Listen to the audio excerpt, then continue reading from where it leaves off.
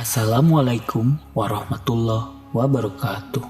Sahabat peradaban yang dirahmati Allah, pada episode sebelumnya kami sudah berbagi kisah tentang Nabi Hud alaihi salam. Seperti yang sudah sahabat ketahui, bahwa pada masa dakwah Nabi Hud alaihi salam, Allah menunjukkan kekuasaannya ketika menurunkan bencana kekeringan yang berkepanjangan serta bencana angin yang sangat dahsyat. Dalam episode kali ini, kami akan berbagi kisah tentang Nabi Soleh alaihi salam yang diberikan mukjizat oleh Allah dapat mengeluarkan unta dari sebongkah batu besar. Namun kaumnya masih tetap tidak mau beriman dan menerima ajakan beliau, sehingga Allah menurunkan azab yang pedih secara bertubi-tubi kepada mereka. Lalu bagaimanakah cara beliau memberi peringatan kepada kaumnya? Sebelum dilanjutkan, sahabat dapat membantu dengan klik tombol subscribe dan aktifkan lonceng notifikasi agar mendapatkan informasi terbaru dari media peradaban Islam. Kaum Tsamud adalah nama suatu suku yang termasuk bagian dari bangsa Arab oleh ahli sejarah, dan ada pula yang menggolongkan mereka ke dalam bangsa Yahudi.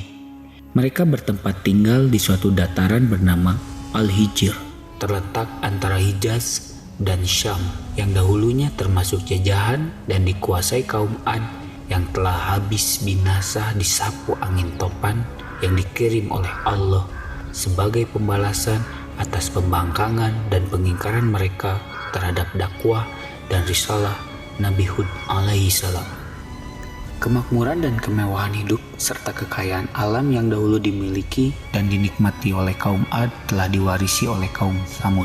Tanah-tanah yang subur yang memberikan hasil berlimpah ruah, binatang-binatang perahan dan ternak yang berkembang biak, kebun-kebun bunga yang indah, bangunan rumah-rumah yang didirikan di atas tanah yang rata dan dipahatnya dari gunung.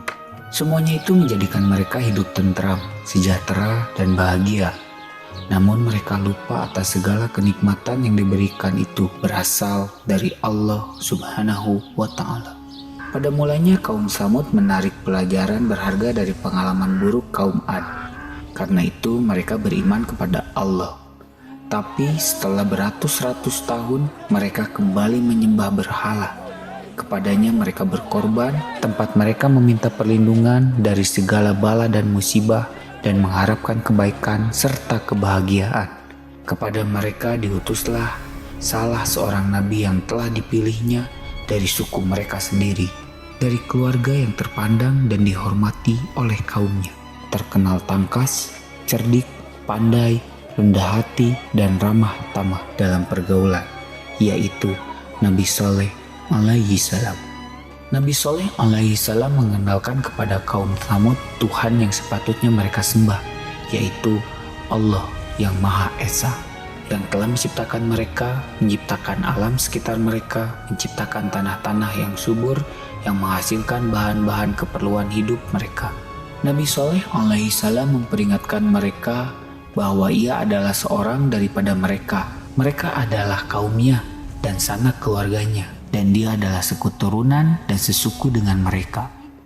Beliau menerangkan kepada mereka bahwa dia adalah pesuruh dan utusan Allah, dan apa yang diajarkan dan didakwahkan kepada mereka adalah amanat Allah yang harus disampaikan kepada mereka untuk kebaikan mereka. Nabi Soleh alaihi salam berharap kaumnya dapat mempertimbangkan dan memikirkan bersungguh-sungguh apa yang dia serukan dan anjurkan. Terperanjatlah kaum Soleh mendengar seruan dan dakwahnya yang bagi mereka merupakan hal yang baru yang tidak diduga akan datang dari saudara atau anak mereka sendiri. Maka serentak ditolaknya ajakan Nabi Soleh alaihi salam itu, seraya berkata mereka kepadanya, "Wahai Soleh, kami mengenalmu seorang yang pandai, tangkas dan cerdas. Pikiranmu tajam dan pendapat serta semua pertimbanganmu selalu tepat. Selama ini kami mengharapkan kamu akan menjadi pemimpin kami. Sekarang kamu mencegah menyembah berhala-berhala. Padahal ini adalah warisan nenek moyang kami. Kami sungguh kecewa kepadamu. Kami tidak akan mendurhakai nenek moyang kami dengan meninggalkan persembahan mereka dan mengikuti jejakmu." Nabi Soleh alaihi salam memperingatkan mereka agar jangan menentangnya dan agar mengikuti ajakannya, beriman kepada Allah yang telah mengaruniai mereka rezeki yang luas dan penghidupan yang sejahtera. Sekelompok kecil dari kaum Tsamud yang kebanyakannya terdiri dari orang-orang yang berkedudukan sosial lemah menerima dakwah Nabi Soleh alaihi salam dan beriman kepadanya. Sedangkan sebagian yang besar, terutama mereka yang tergolong orang-orang kaya dan berkedudukan, tetap berkeras kepala dan menyombongkan diri, menolak ajakan Nabi Soleh dan mengingkari kenabiannya. Mereka juga berusaha untuk agar orang-orang beriman itu kembali menyembah berhala. Setelah gagal menghentikan usaha dakwah Nabi Soleh alaihi salam, bahkan semakin banyak orang-orang mengikutinya dan berpihak kepada Nabi Soleh alaihi salam. Para pemimpin dan pemuka kaum Tsamud berusaha hendak membendung arus dakwahnya yang makin lama makin mendapat perhatian, terutama dari kalangan bawahan menengah dalam masyarakat. Mereka menentang Nabi Soleh alaihi salam untuk membuktikan kebenaran kenabiannya dengan suatu bukti mukjizat, yaitu mengeluarkan seekor unta dari bongkahan batu besar. Nabi Soleh alaihi salam menerima tantangan mereka dengan menuntut janji dengan mereka. Apabila dia berhasil mendatangkan mukjizat yang mereka minta, bahwa mereka akan meninggalkan agama dan penyembahan mereka, serta akan mengikuti Nabi Soleh dan beriman kepadanya. Sesuai dengan permintaan dan petunjuk pemuka-pemuka kaum Tsamud, berdoalah Nabi Soleh alaihi salam memohon kepada Allah agar memberinya suatu mukjizat untuk membuktikan kebenaran risalahnya dan sekaligus mematahkan perlawanan dan tentangan kaumnya yang masih berkeras kepala itu. Ia memohon dari Allah dengan kekuasaannya menciptakan seekor unta betina dikeluarkannya dari perut sebuah batu karang besar yang terdapat di sisi sebuah bukit yang mereka tunjuk. Kemudian dengan izin Allah yang Maha Kuasa lagi Maha Pencipta, terbelahlah batu karang yang ditunjuk itu dan keluar dari perutnya seekor unta betina. Dengan menunjuk kepada binatang yang baru keluar dari perut batu besar itu, berkatalah Nabi Soleh alaihi salam kepada mereka, "Inilah dia, unta Allah. Janganlah kamu ganggu dan biarkanlah dia mencari makanannya sendiri di atas bumi Allah. Dia mempunyai giliran untuk mendapatkan air minum dan kamu mempunyai giliran untuk mendapatkan minuman bagimu dan bagi ternakanmu juga, dan ketahuilah bahwa Allah akan menurunkan azabnya apabila kamu mengganggu binatang ini."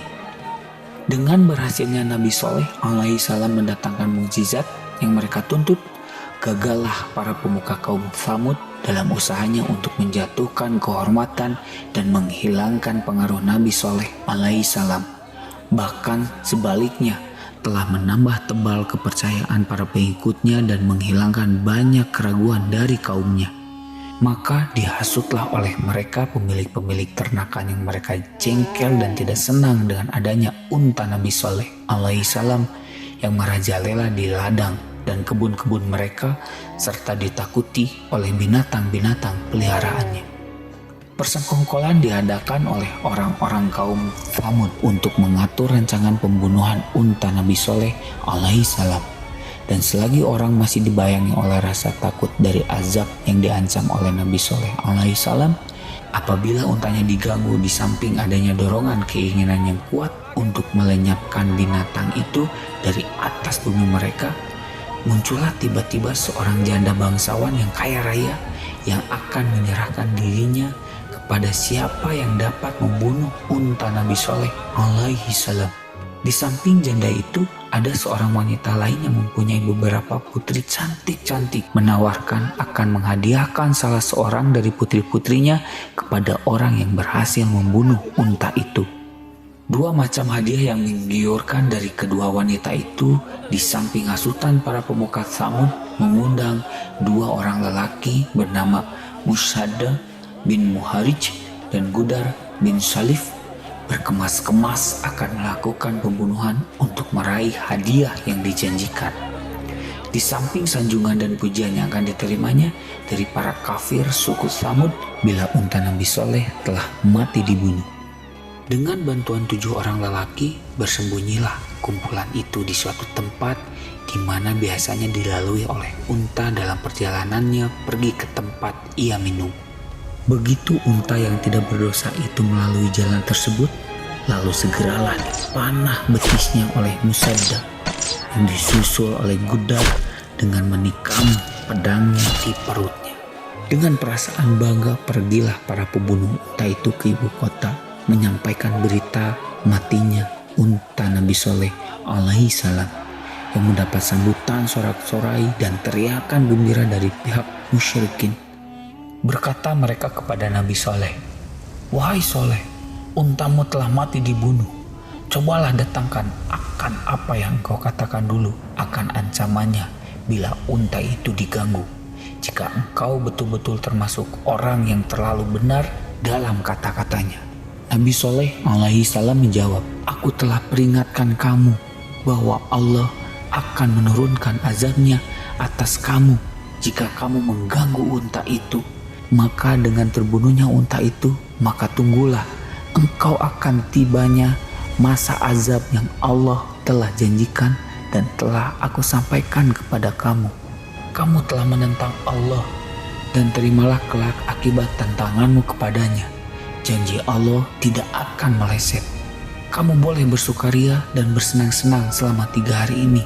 Kemudian terimalah ganjaranmu yang setimpal pada hari keempat. Demikianlah kehendak Allah dan takdirnya yang tidak dapat ditunda atau dihalang." Ada kemungkinan menurut ahli tafsir bahwa Allah melalui Rasulnya Nabi Soleh alaihi salam memberi waktu 3 hari itu untuk memberi kesempatan. Kalau mereka sadar akan dosanya dan bertaubat minta ampun serta beriman kepada Nabi Soleh alaihi salam.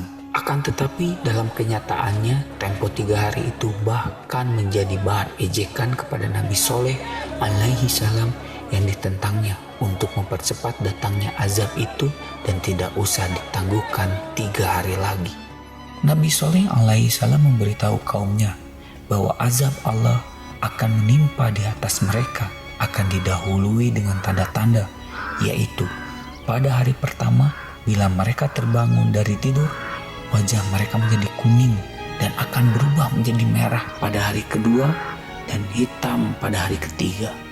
Dan pada hari keempat turunlah azab Allah yang pedih. Mendengar ancaman azab yang diberitahukan oleh Nabi Soleh alaihi salam kepada kaum kelompok pembunuh unta, mereka pun merancang pembunuhan ke atas diri Nabi Soleh alaihi salam mendahului tibanya azab yang diancamkan itu. Mereka mengadakan pertemuan rahasia dan bersumpah bersama akan melaksanakan rancangan pembunuhan itu di waktu malam. Di saat orang masih tidur nyenyak untuk menghindari tuntutan balas darah oleh keluarga Nabi Soleh alaihi salam jika diketahui identitas mereka sebagai pembunuhnya. Rancangan mereka ini dirahasiakan sehingga tidak diketahui dan didengar oleh siapapun kecuali ke-9 orang itu sendiri. Ketika mereka datang ke tempat Nabi Soleh alaihi salam bagi melaksanakan rancangan jahatnya, di malam yang gelap gulita dan sunyi senyap, jatuhlah di atas kepala mereka batu-batu besar yang datang dari langit dan yang seketika merebahkan mereka di atas tanah dalam keadaan tidak bernyawa lagi. Demikianlah Allah telah melindungi Rasulnya dari perbuatan jahat hamba-hambanya yang kafir. Suatu hari sebelum hari turunnya azab yang telah ditentukan itu, dengan izin Allah berangkatlah Nabi Soleh alaihi salam bersama para pengikutnya menuju Ramlah, sebuah tempat di Palestina, meninggalkan Hijr dan penghuninya. Setelah 3 hari berlalu, terdengar sangat keras menggelegar dari langit, petir menyambar dan bumi berguncang. Karena gempa sangat dahsyat, semua orang kafir itu mati mengenaskan. Bangunan yang mereka banggakan banyak yang ambruk. Binasahlah kaum Tsamud yang durhaka. Sampai saat ini, sisa-sisa pemukiman kaum Tsamud berupa rumah dan gedung dari batu yang dipahat masih bisa dilihat. Dan walaupun yang membunuh unta hanya beberapa orang, tapi orang kafir yang lainnya menyetujui dan mereka membiarkan perbuatan jahat di antara mereka. Sahabat peradaban yang dirahmati Allah, dari kisah Nabi Soleh alaihi salam bahwa dosa dan perbuatan mungkar yang dilakukan oleh sekelompok kecil warga masyarakat yang negatif dapat membinasakan masyarakat itu seluruhnya. Lihatlah betapa kaum Tsamud menjadi binasa, hancur, bahkan tersapu bersih di atas bumi karena dosa dan pelanggaran perintah Allah yang dilakukan oleh beberapa orang pembunuh unta Nabi Soleh alaihi salam. Disinilah letak hikmah perintah Allah agar kita melakukan amar ma'ruf nahi mungkar. Ini karena dengan melakukan tugas amar ma'ruf nahi mungkar yang menjadi fardu kifayah itu, setidaknya kalau tidak berhasil mencegah kemungkaran yang terjadi di dalam masyarakat dan perlindungan kita telah membebaskan diri dari dosa menyetujui atau merestui perbuatan mungkar itu. Bersikap acuh tak acuh terhadap maksiat dan kemungkaran yang berlaku di depan mata dapat diartikan sebagai persetujuan dan penyekutuan terhadap perbuatan mungkar itu. Sahabat peradaban, sampai di sini kisah yang dapat kami bagikan. Semoga dapat menginspirasi dan mohon maaf bila ada kesalahan. Sahabat dapat membantu dengan klik tombol subscribe dan aktifkan lonceng notifikasi agar mendapatkan informasi terbaru dari media peradaban Islam. Semoga Allah membalas kebaikan sahabat semuanya. Wassalamualaikum warahmatullahi wabarakatuh.